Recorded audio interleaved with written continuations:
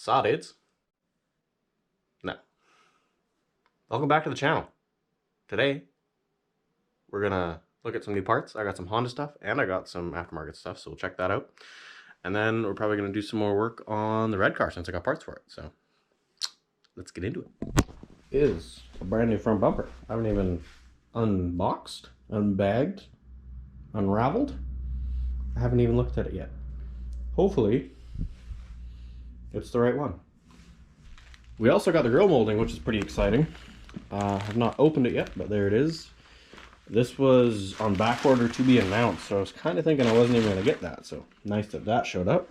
We also got crash bolts for both cars. Two different sets here. Our Progress sway bar came in. There's the D-shackles and brackets. I think I've decided I'm just going to put this on 9th gen because I'm too lazy to take the one off the 8th gen. And then eventually, once I sell some other cars and have some more money, I'll probably buy a 24mm Progress for the 8th gen. This also came in. This is the Honda headlight bracket, because if you watched my previous video, you'll know I was having trouble with fitment, so hopefully this resolves it. And in this box, we got a couple of cool things. So, initially I ordered a hybrid short shifter.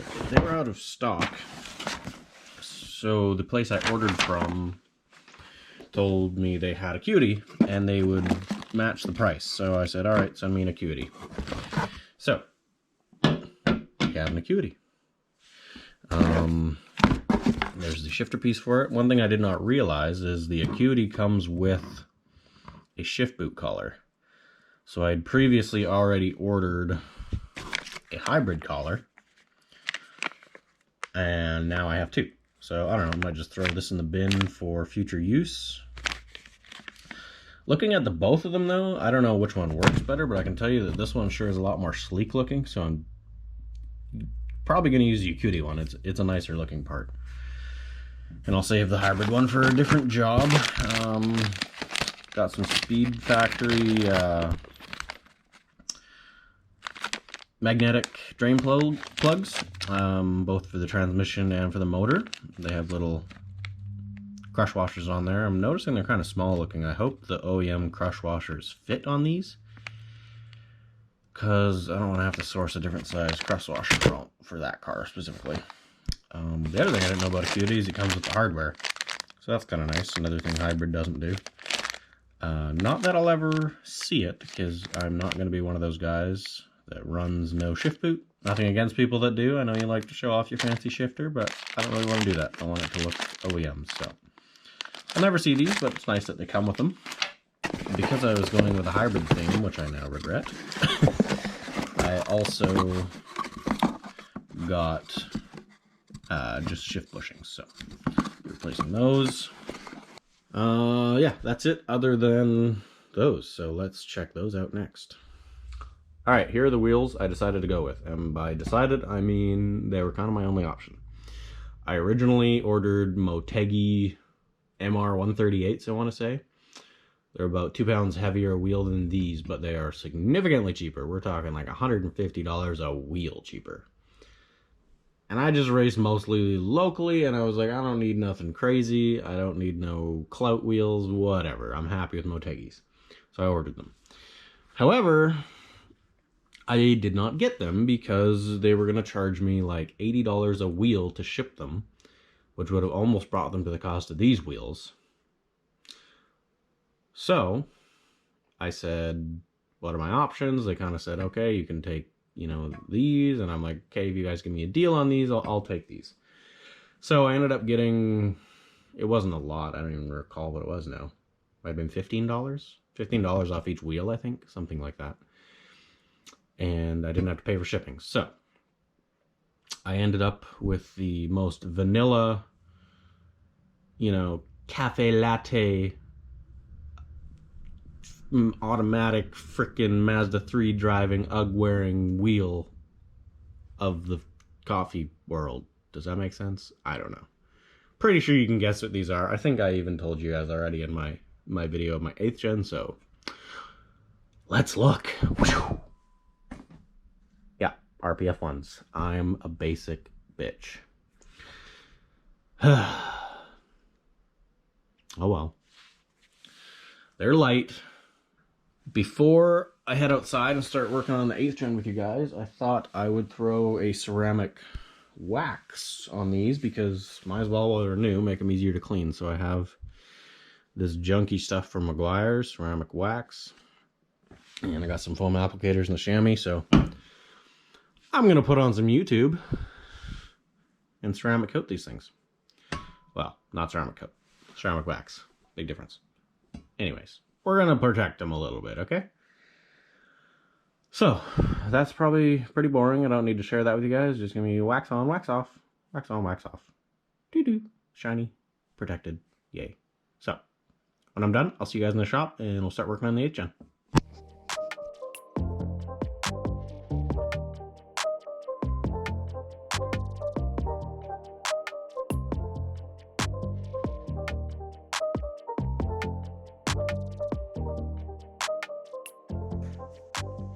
We're back in the shop, ready to do some work on the 8th gen. As you guys just seen from the little montage, we're going to be installing the camber bolts and we're going to be doing a engine oil and filter change. So those are kind of the last 2 steps to get this thing race ready, other than to get the wheels and tires mounted, obviously. So yeah, let's dig into it. Obviously, step 1 of any DIY production worth its salt on YouTube, we always start with jacking up the car, putting some jack stands under it. So let's do that. It's jacked up. Step 2, pop that hood. Step 3,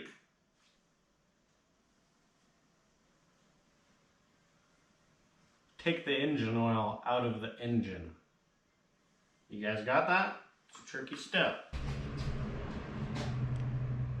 Step 3, success.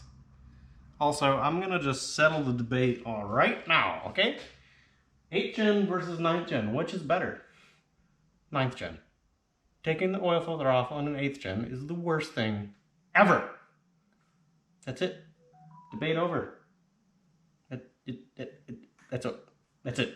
Okay? 9th gens are better. Next step, possibly the most important. You gotta, get an oil filter. So I got a OEM Honda. You could go to Lordco and get yourself a Fram.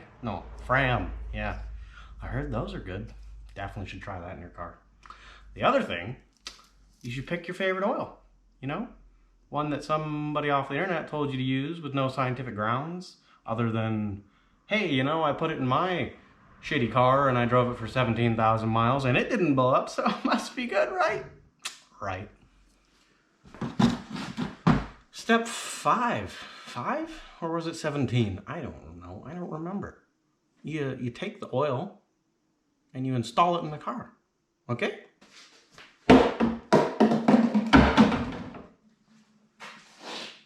Installed.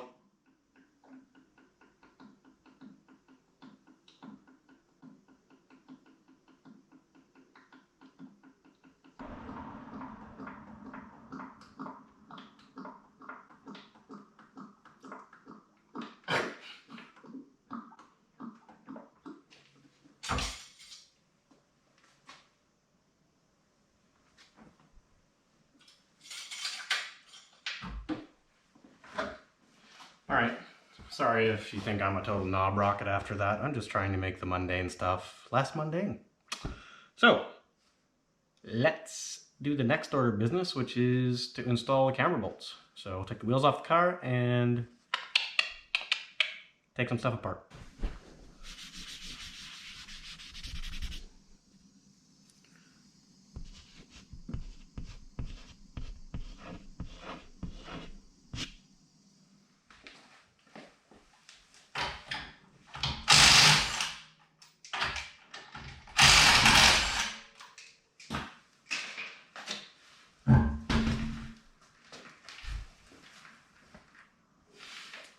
Alright, I'll bring you guys in a little closer so you can put your balls on this.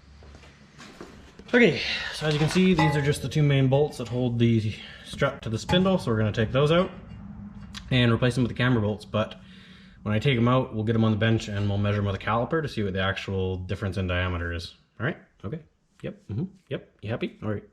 Alright, time to talk science with my science dudes. So, yeah, this thing, you know, she don't work. It's digital. Or it was, you know, once upon a time. But, you know, we can use our eyeballs and do some trigonometry and figure that out. So, the stock bolt right here, yep, is, what are we at? 14 millimeters, okay?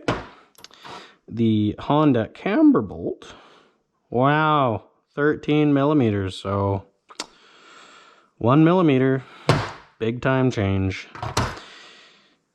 So, I'm going to throw both of these in one at a time for obvious reasons. It'll make my life easy. But while we're talking science with my science dudes, let's look at this. These are the camber bolts for the 9th gen. And they measure out at 15, so a millimeter larger than the stock 8th gen ones. When I was at Honda, they tried to sell me 8 of these. They're like, yep, it's cross compatible. It'll work in both cars. And I'm like, you know, I don't know about that because the part numbers are different. And they're like, nope, my computer says it's cross compatible. And I was hesitant.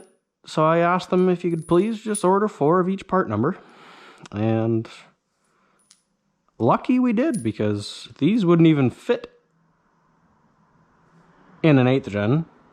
And these are smaller than whatever's in there, probably by a millimeter. Those are probably 16 mil. So, if you didn't know, now you know. 9th gens are 16 mil stock. 8th gens are 14 mil. Knowledge is power! Alright, so we're going to stick a pry bar in here. And bend the crap out of our heat shield.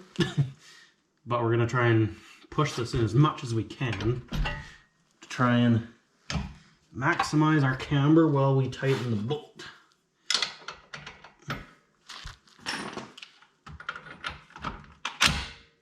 Let's use our face to hold this down.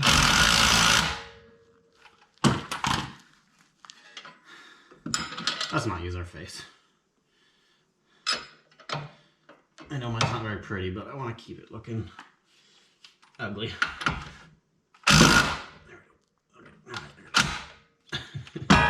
I need 3 hands. Okay. Push on that, and then tighten this.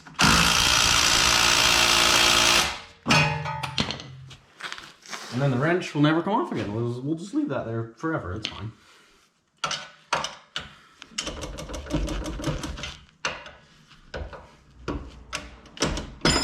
There it goes.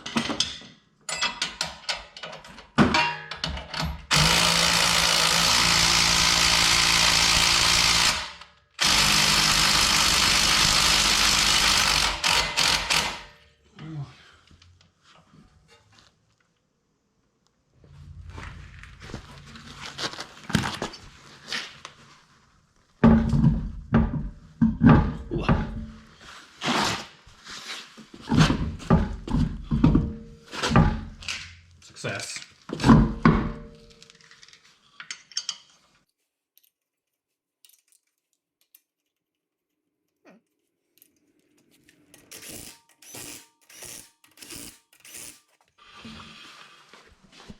All right, as you can see, she's back on the ground now, and with those camber bolts, they're basically negative 10 degrees camber. We can go to one of those hella flush meets now.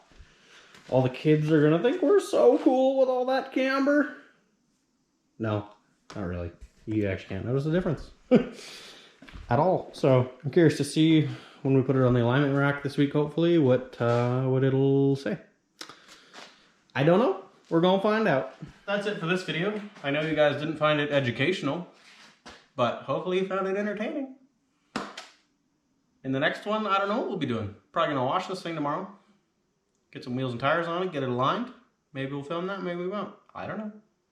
But regardless, we'll see you in the next one. Thanks for watching.